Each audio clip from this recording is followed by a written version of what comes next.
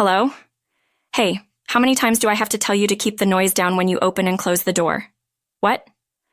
I'm sorry. Was it really that loud? If it wasn't, I wouldn't be calling, would I? Seriously, how many times do I need to repeat myself? The call was abruptly ended. Despite the brief exchange, it was utterly draining. How many times had I had the same conversation with our next-door neighbor? My family and I aren't trying to be loud. My name is Leon. I'm 37 years old. I work in sales administration for a medical equipment company. My husband, Larry, is on a solo assignment overseas, so it's just my 13-year-old son, Steve, and me at home. We live in an older apartment, but the location is great, so we love it. But there's one recent problem. A woman who moved in next door keeps lodging complaints against us. Even this weekend, the doorbell rang repeatedly, and I approached it with trepidation. How many times do I need to tell you to be quiet when you open and close the door? I'm really sorry, I wasn't trying to slam it. That's not my problem, just be considerate, all right? Seriously, she just yelled and left. Her name is Dina. She's a housewife in her 40s with a high school-aged child. I remember feeling a bit intimidated by her sharp gaze when we first met. As I expected, the aggressive complaints are nonstop, especially on weekends. I told you not to thump around in your apartment, it's so disruptive. I'm sorry. I'll be more careful. Come on, it's not just you living here. I genuinely believe we aren't causing any noise disturbances. Of course, my son Steve is a quiet kid, probably even quieter than the other units. In reality, I secretly think Dina's place is way more of a nuisance. Her high school-age daughter, Vivian, loves blasting her music, and the sound leaks terribly. Even Dina's phone conversations are so loud they penetrate our walls, yet they turn a blind eye to their noise while always pointing fingers at us. Especially in an old apartment, it's essential to be considerate of each other. It's bad enough when she rings the doorbell, but it's genuinely terrifying when she bangs on our front door. Your conversation is too loud. Please lower your voice. Yes, I'll be careful. Sorry. You know my legs are bad. It's already a hassle just to come out here. I see, so don't make me come to your door every time. Just give me your cell phone number. Okay. From that day on, the complaints started coming over the phone. I deeply regretted giving out my number on impulse. No matter if it was a weekday or weekend, she didn't care. Turn down the TV. I can faintly hear it, and it's driving me crazy. Yes, sorry. Is this volume okay? Keep all the noises down to this level. Seriously. I heard from the landlord that Dina's husband is also working away from home. We're in a similar situation. We should get along better. But the complaints and demands from Dina just escalated. The vacuum is too noisy. What kind are you using? Replace it. I just got a new one last week. It's supposed to be quiet. It doesn't sound quiet. At least vacuum on Sunday mornings when I'm out shopping. With our relationship being like this, there's no way our kids would get along. One day when Steve sneaked back into the house, "What happened, Steve? You can't stay out here." "Yeah, I'm sorry. I lost my key." From what he told me, Vivian and her friends confronted him on his way home from school. They dragged him to a nearby park, making him play games he didn't want to. They took things from my pockets, threw my stuff around. Oh my God. As Steve recounted, tears welled up in his eyes. For the high schoolers, it might have been just a pastime, but for Steve, it must have felt like torture. When he realized he'd lost his keys, how devastated he must have felt. He probably searched the park over and over. He must have felt so alone and scared. I couldn't contain my anger. I rushed outside and furiously rang Dina's doorbell. When Dina appeared, her eyes were cloudy. She had already been drinking. "What's up? My kid told me they had a run-in with your Vivian." "Really? Kids will be kids, you know. Stop making a fuss about it." "I won't let this go, Dina. She doesn't bother my child again." She briskly closed the door after speaking her mind. I heard Dina shouting something, but I didn't want to hear it. From that point on, our relationship with Dina became even more strained. She began banging on our shared wall and tossing trash on our balcony. Talking to the apartment manager didn't seem to help. Dina wouldn't change her behavior. "This is quite a predicament," sighed the apartment manager, scratching his head. I've had similar complaints about her. I've told her not to disturb the peace here, but it doesn't get through. She sure doesn't take advice well. If the apartment manager can't get through to her, what chance do I have? I guess her husband's away on business. Maybe she's just lonely, the manager pondered. But that's no excuse to hassle the neighbors. True, it's not right. I'll talk to her again. Is she so lonely with her partner away that she's resorting to making complaints and drowning her sorrows in alcohol? If that's the case, it's genuinely heartbreaking, but I can't fathom dealing with stress in such a way. Yet, Dana's complaints continued relentlessly.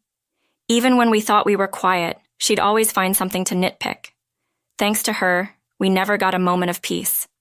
The thought that the constant complainer next door might be eavesdropping kept us from even laughing freely. Recently, there have been loud knocks on our front door in the evenings. When we checked the security footage, it appeared to be Vivian's doing. The knocking continued until the apartment manager threatened to evict her.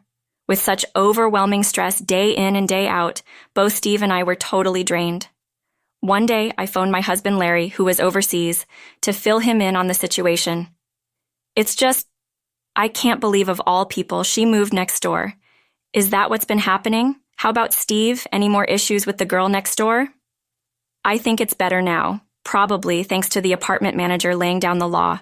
We've told Steve to consult the property manager in emergencies, like if he loses his key. I felt guilty burdening Larry with this while he was on a work trip abroad, being he might worry even more, but I had to share my feelings. I felt like I'd fall apart if I didn't talk to someone. That's when Larry spoke up. If you're feeling down, maybe you should take a break to distress. Distress? My business trip will be over soon, right? Work's been easing up. I have some free time now. Are you suggesting? Yeah, what do you think? It's a great place here. A few days after that conversation, my cell phone rang. It was from Dana. I wondered what was going on and answered, "Hey, how many times do I have to tell you the noise from the kids is too loud? Do something about it." What? Kids? Yes, think about the neighbors. Fix this now. Dina sounded slurred, probably drunk. She kept shouting without really hearing me. Trying to calm her down and get her to focus was a challenge. Please listen. I'm currently abroad with my child. What? I'll hang up for a moment and contact the apartment manager. Panicking. Imagining the worst. My hands trembled as I operated my phone. Fortunately, the apartment manager answered right away. Hello? Oh yes, it's about apartment 302. Yes, that's right. Maybe the apartment manager had noticed something odd about my place, almost at the same time I did. He found it strange that the lights were on even though I was supposed to be on a trip. He assured me he'd call back once he figured things out. About 30 minutes later, the news from the apartment manager was pretty much as I feared. The apartment was swarming with police officers, and we had no choice but to return home immediately. When my child and I arrived back at the apartment, both the apartment manager and Dina were there to greet us. Dina looked utterly defeated. I'm so sorry for what my daughter did. Right. It was Vivian and her friends who had broken into our apartments and created chaos while we were away. After Steve had been harassed by Vivian and her crew, he realized he lost his key.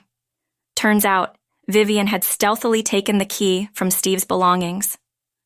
Sometime after that, Vivian got winded that we'd be away from our apartment for a long time. She might have overheard my conversation with the apartment manager. Seeing us leave for our trip, she and her friends seized the opportunity to sneak in. They partied so hard that eventually a police officer had to step in. Our apartment was a mess. Vases and mirrors were shattered, wallpaper torn, and graffiti was everywhere.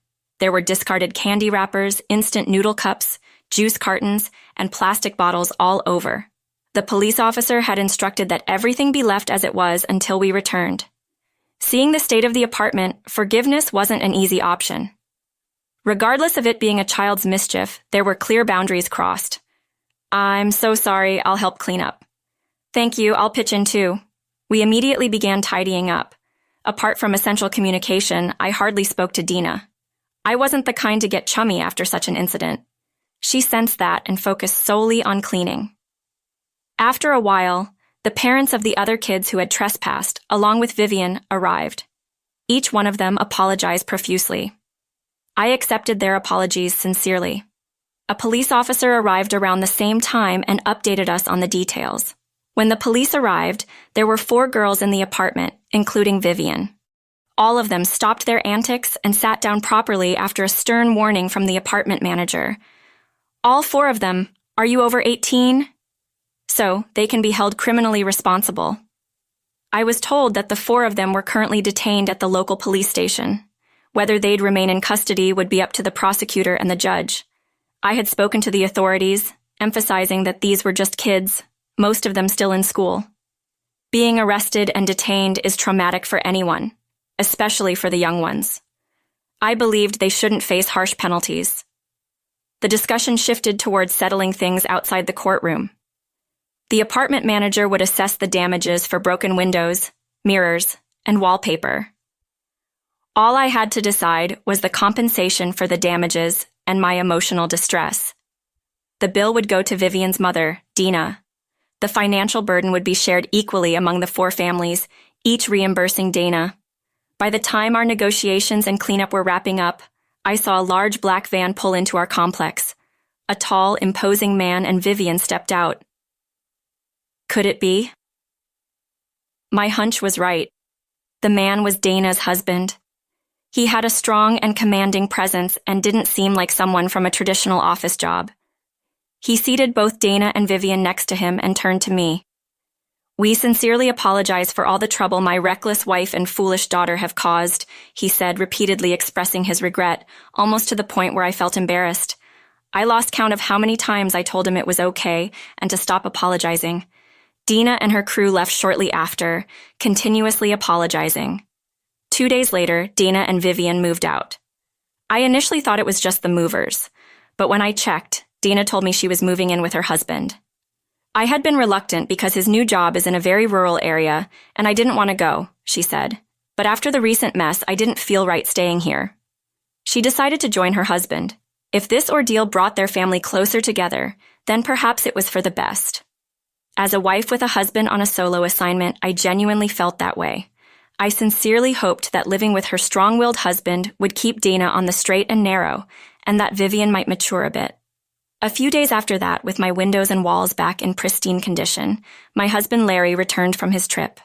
My son Steve and I went to the airport to greet him.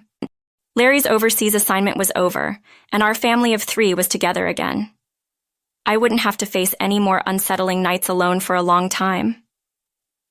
The recent events reminded me of the importance of having family close. Life is truly better when we're all under the same roof. That was my heartfelt